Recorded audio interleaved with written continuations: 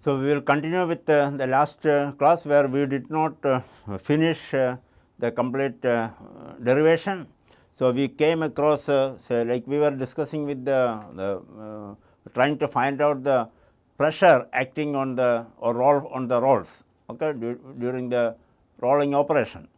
So, here we reached these two equations C minus and C plus, that equation 8 and 9 and 9 we get the values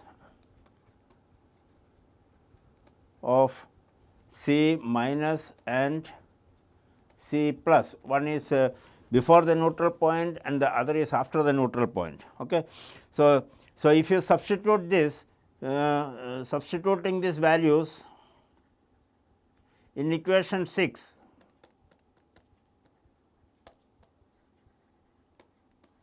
we will get a two equation for the dimensionless roll pressure, that is P by 2K, P by 2K before and after the neutral point.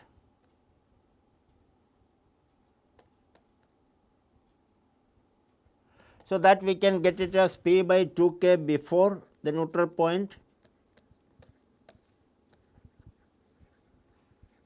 is equal to 2y, where 2y is the width of the strip, into 1 minus sigma xi by 2k, where k is the shear yield stress, xi sigma xi is the back tension which is being applied on the strip as per our earlier diagram itself, to e raised to or exponential mu into lambda I minus lambda. See, this is equation number 10, and you can say P by 2k after the neutral point is equal to 2y by t before is Ti. This is Tf into 1 minus sigma xf by 2k into exponential mu into lambda. So, sigma xi and sigma xf are the back tension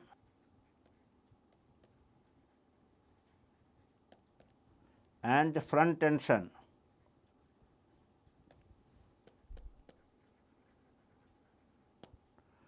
on the strip.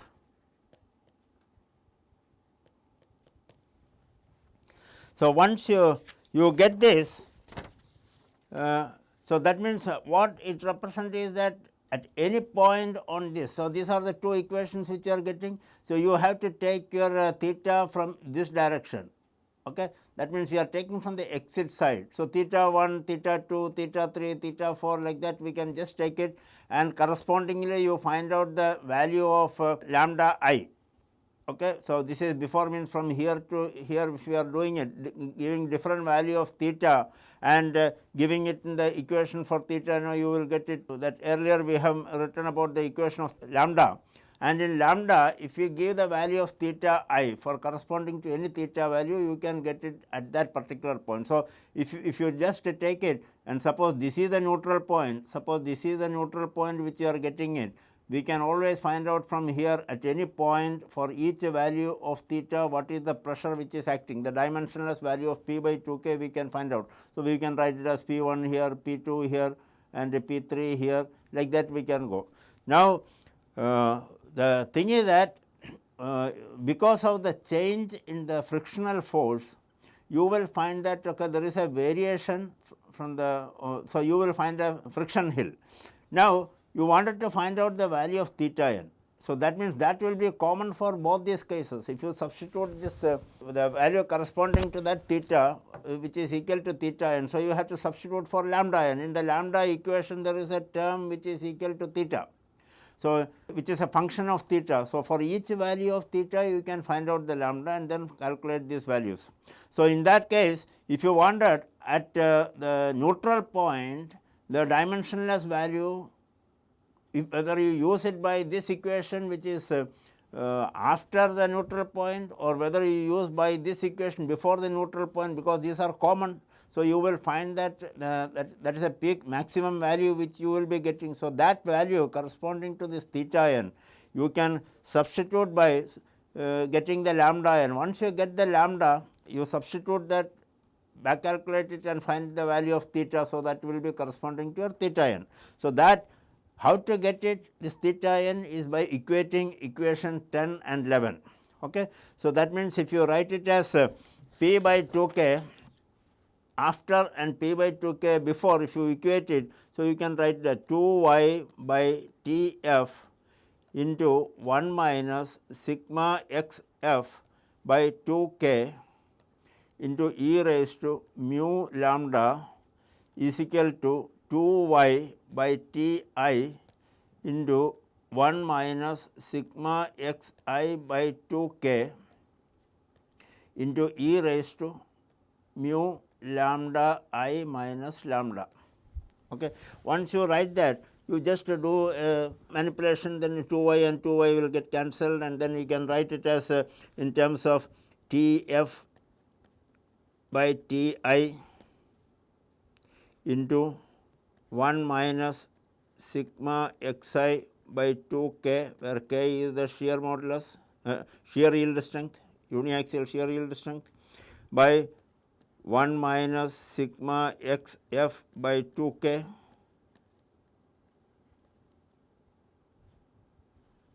into e raised to mu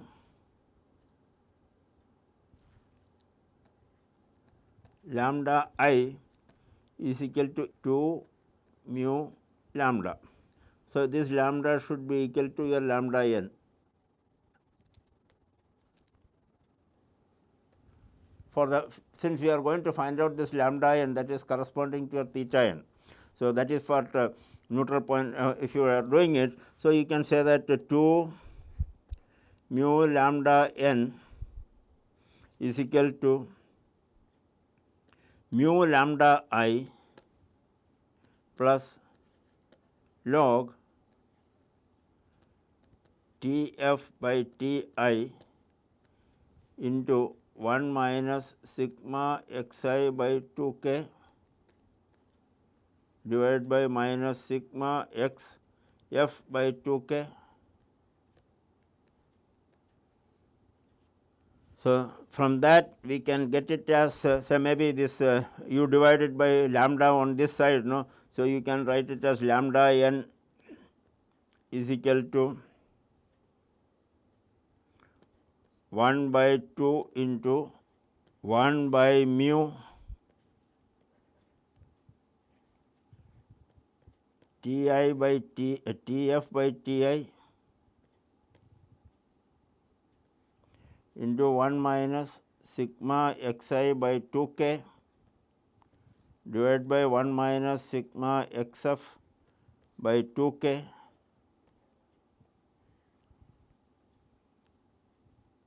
plus lambda I. This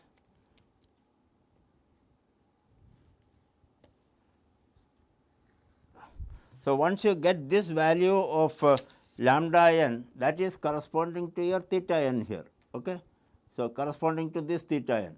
So, now in that we earlier had that relationship for theta n lambda in terms of theta, which was given by which equation it was. So, because it was in the previous slide, let me just see that. So, lambda is equal to, if you write like this, lambda is equal to say 2 root r by Tf into tan inverse. Okay. So, something we are getting like that. Okay. So, the equation for the lambda, that relationship if you substitute, and then corresponding to that will be the theta value. Okay. So, the theta corresponding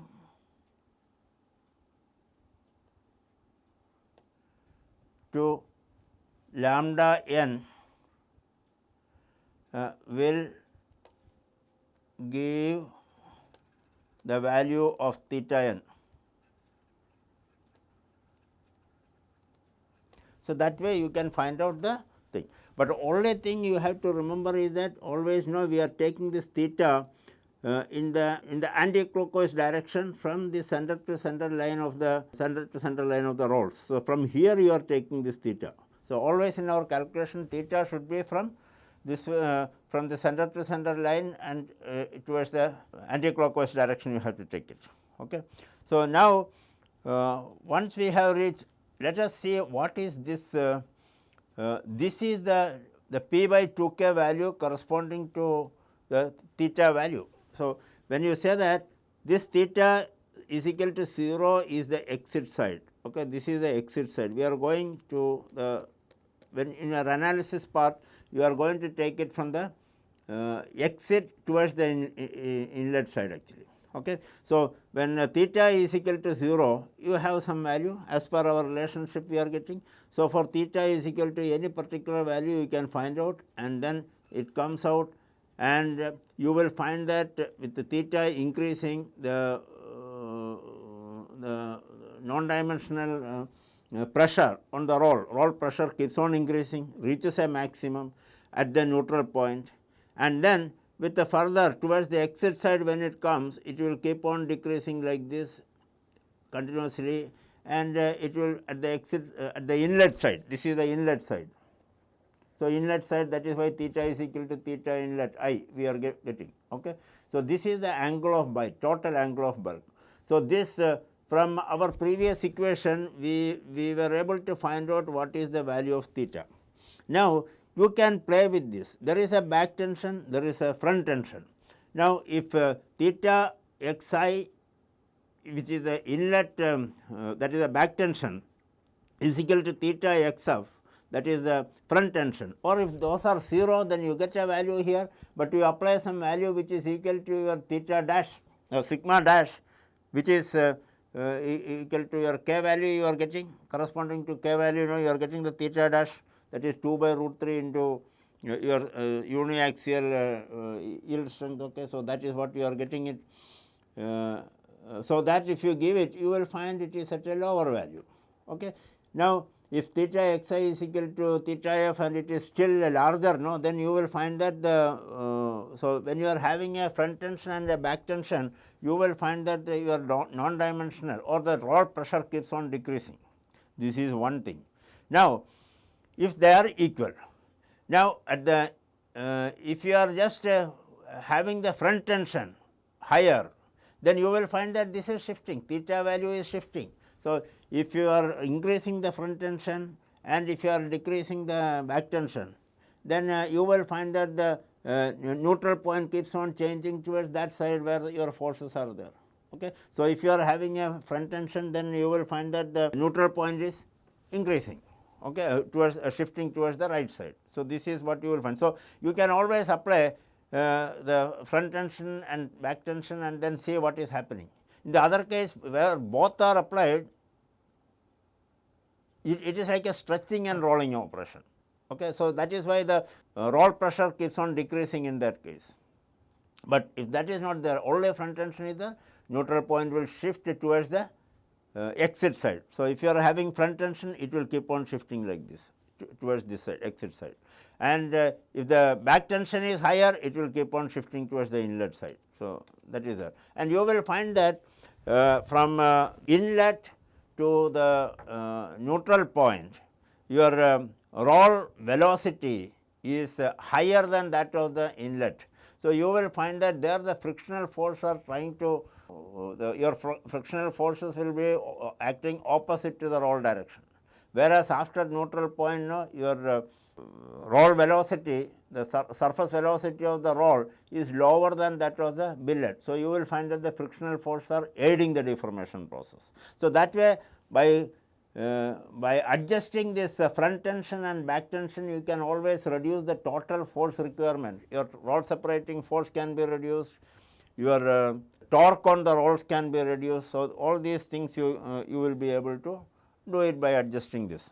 Now, let us see that we have to calculate the roll separating force. So, if you look at that, we know the roll pressure, it is acting normal to that here. So, this is P1, P2, P3. If I just put it from your, if I say P1, P2, P3, P4, it is continuously changing, P4, P5 like that.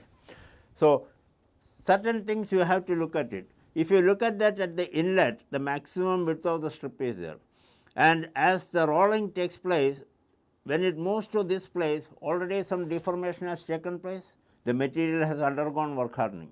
Though in our assumption we assumed that okay, it is a uniform yield strength is there, but here in real case there will be a work hardening. So, when work hardening is taking place, your section thickness decreases.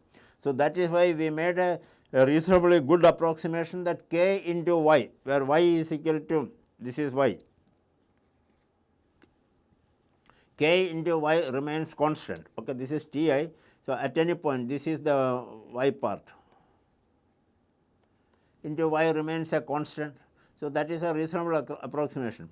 But now you have the normal pressures different at different places. The total, so this, if you take the vertical component and the horizontal component, the vertical component of this pressure P at any point, it will try to separate the rolls. So, that is, and these pressures are going to be very high. So, it is trying to separate the roll, because you will have on here also, okay, the normal pressures are there, all these things are there. So, the vertical component causes the roll separation.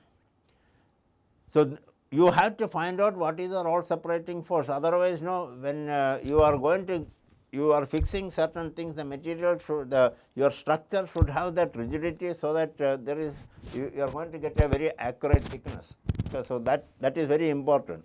So, we have to calculate the roll separating force for this case. So, how to go for it? The total force trying to separate the rolls can be obtained by integrating the vertical component of this. So, the total force we have to find out by integrating from theta is equal to 0 to theta is equal to your angle of bite. So, theta I we can say that, okay, or normally it is better to use that angle of bite as alpha. That is the best thing, otherwise here you may get confused. So, across this contact length, across the deformation zone, this is the deformation zone which is coming. Okay. So, in that case, you just integrate this total forces, and if you assume the width, the strip is width is unity, and theta I being very small, because this contact angle of bite is always very less, it may be of the order of 2 degree, 3 degree like that only. So, it is not very large. Okay. So, unless it is a very high reduction is there. Okay. So, and you are having a smaller diameter rolls, in that case it is a different. Otherwise, for normal case we can assume that theta I is very small. So, when theta I is very small, the frictional force at the interface, it is very small, so that you can neglect it. So, you consider only the vertical component of the force acting on that. So, the total roll separating force F is equal to integral from 0 to theta I P r cos theta d theta. Since theta is very small, so that we can say that it is almost equal to 0 to integral from 0 to theta I P r d theta. Since theta is equal to small, is small.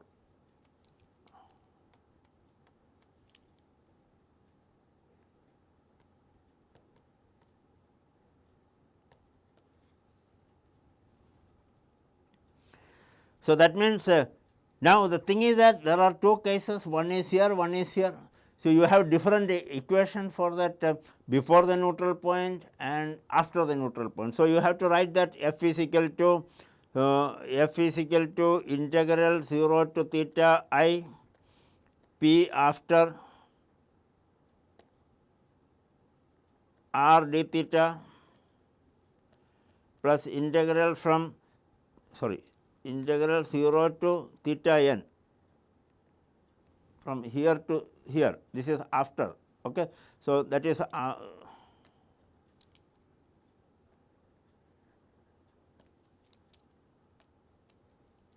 plus integral theta n to theta I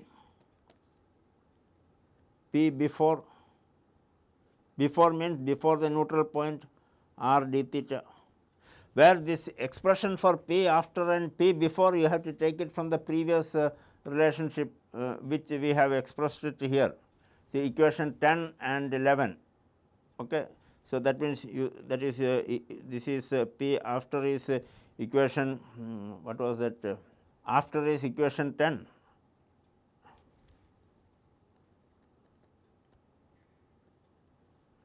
And this is equation 11.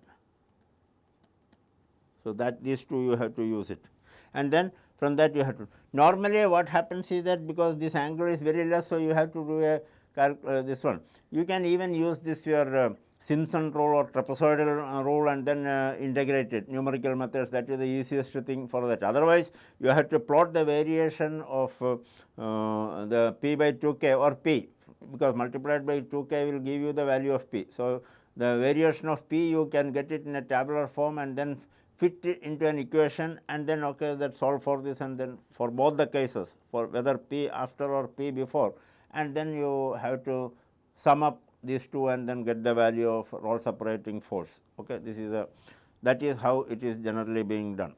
And now next is more important is the driving torque which is required. So, driving torque,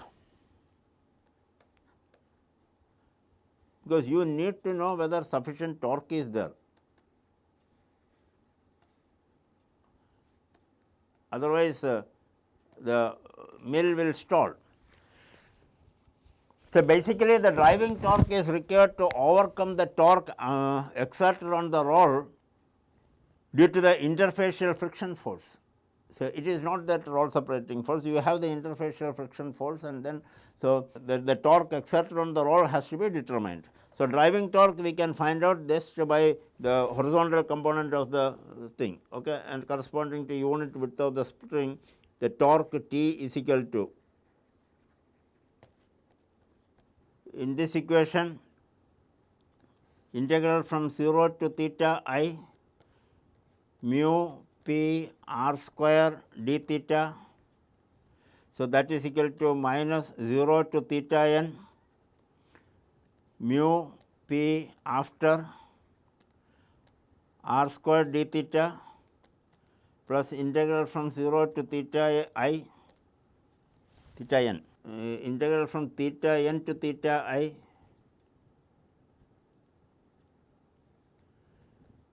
mu p before r square d theta. This is how you can get it, but actually this is written in such a way that because what happens is that after the neutral point you will find that okay, the direction of the frictional force is opposing it. So, that will be reducing it, whereas before the neutral point at the exit side that will be increasing the torque requirement. So, that is why that negative sign is coming here. Now, the thing is that this equation is limited due to a numerical error, since the result is difference between two nearly equal large numbers. So, this is very inconvenient. This results in large numerical errors.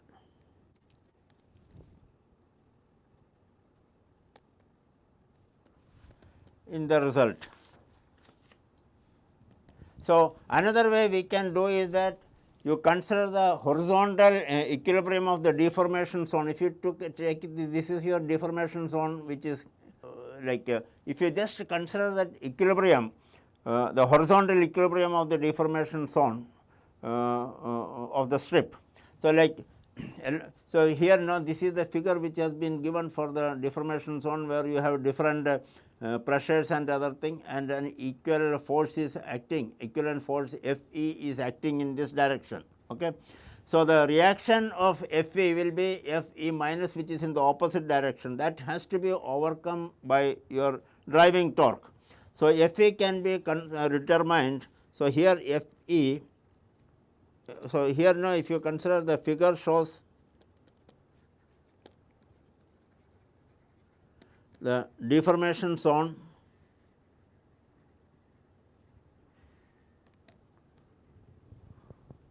with the forces acting on it. So, an equivalent force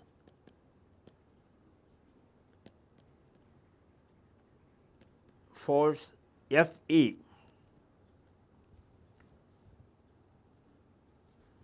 represents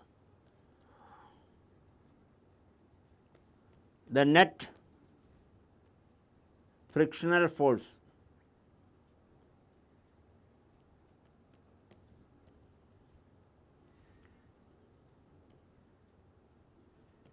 between the roll and strip. Okay. So, this we can find out, and the quantity of the value of F e can be determined by 1 by 2 into your sigma x I into T I minus sigma x f into T f plus on the two sides you are getting 0 to theta I P r sin theta d theta. Okay. So, this is the vertical component. So, this part is the vertical component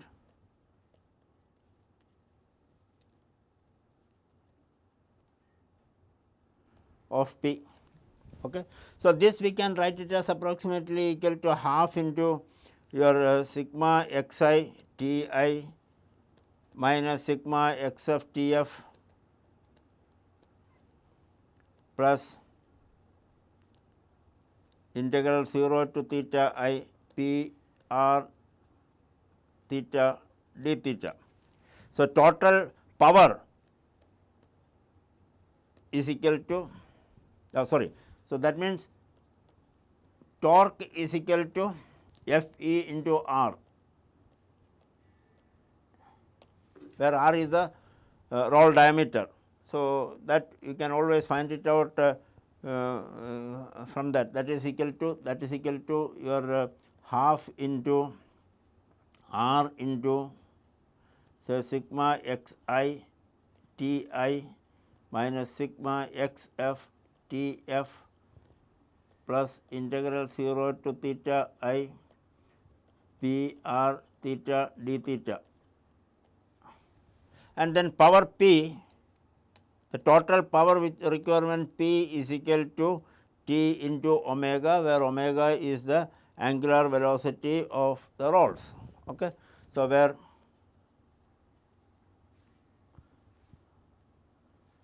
omega is equal to angular velocity of roll. See, this is how we can get it. Now, after this, one thing we have to look into that, what is there is in some case you do not have to have a back tension or a front tension, or you do not have to push it, because if the frictional force is not high, then it may be difficult to roll, the metal may not be able to go into that. So, you may have to apply a large pressure from the back side, a tension you have to not tension, a force you have to apply from the inlet side, otherwise it will not be drawn into the die, into the rolls, in the roll gap. So, for the metal to be rolled in, where it has to be drawn into the roll gap, a minimum amount of friction is required at the roll metal interface. So, that is very important, otherwise you will have to have extra energy, extra power has to be required to be pushed for pushing the material into that. So, normal case the roll should automatically draw the material into the roll gap and then cause the deformation. So, like if you just take that the angle between, so here that is what I was telling, the bite angle means the angle subtended at the roll at the point of contact. So, this is the bite angle alpha, okay. This is alpha. So, alpha is the bite angle,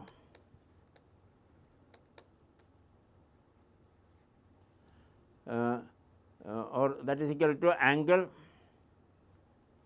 of contact between inlet and outlet, okay. That is angle of contact, that is a bite angle if you say. So, the central line, the entrance plane and the this one, these two, these are the bite angle. So, workpiece to enter into the throat of the roll, the horizontal component of the friction for workpiece to be workpiece to enter into the throat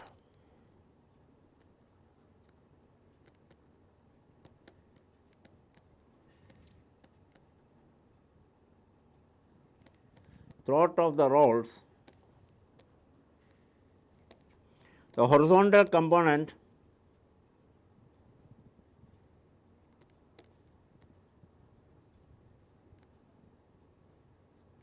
of frictional force, of friction force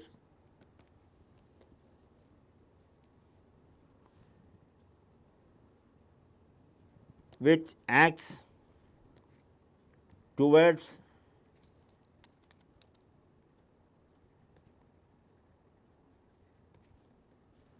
roll gap must be greater than the horizontal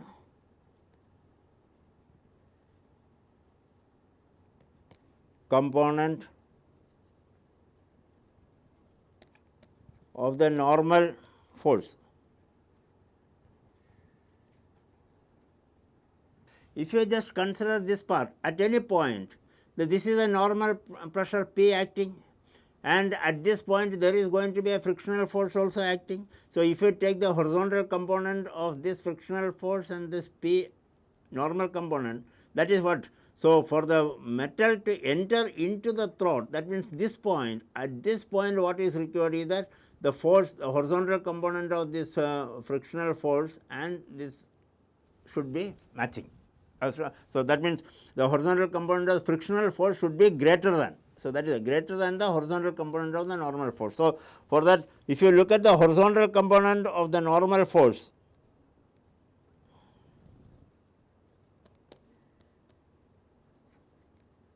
that is equal to P r sin theta. Normal force, that is equal to, we can say P sin alpha is equal to P sin alpha, and the horizontal component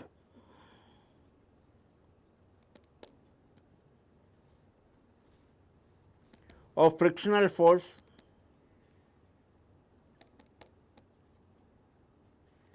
is equal to F cos alpha. So, by this now what we require is that F cos alpha should be greater than or equal to P sin alpha, or that is F by P is equal to sin alpha by cos alpha is equal to tan alpha. So, this should be F by P should be greater than or equal to by tan alpha, or F by P is equal to. So, if you just say that since F is equal to mu P,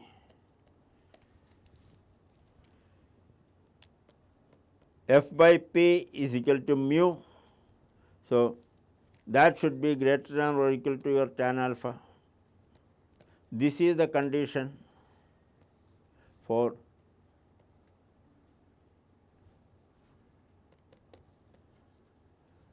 the unaided entry of workpiece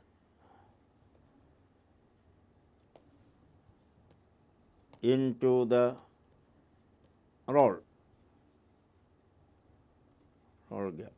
So, at least the minimum coefficient of friction between the workpiece and the roll should be greater than this tan alpha, where alpha is the bite angle. This is necessary for, if the frictional force is less than that, then your material will not be drawn inside that unless you give an external force. So, that in industry that will be very difficult. You always wanted the material to be drawn into that. So, you need some minimum amount of frictional force, otherwise you have to have external forces you have to provide.